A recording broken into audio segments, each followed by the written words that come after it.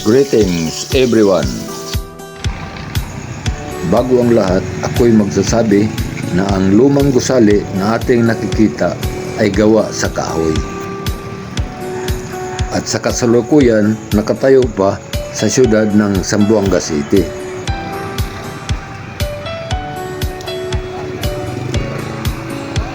At ito'y nasa sulok ng Governor Arbaris Street at Cesar C. Climaco Avenue. Ang gusali ay makikita mo pa sa ngayon. Subalit ang kalisa na pangunahing sasakyan sa noon, hindi na.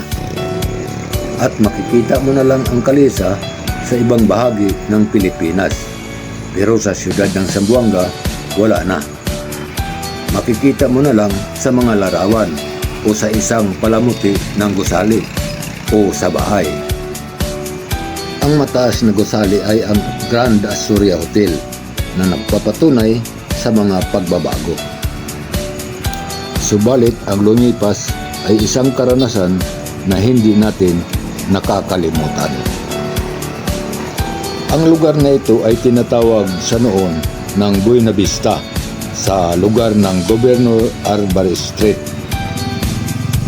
At pupuntahan naman natin ang isang bahagi ng Cesar C. Climaco Avenue kung saan natutulog ang mga ibon sa gitna ng siyudad.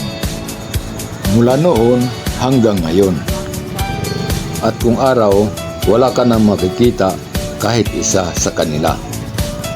At paulit-ulit natin silang makikita sa gabi.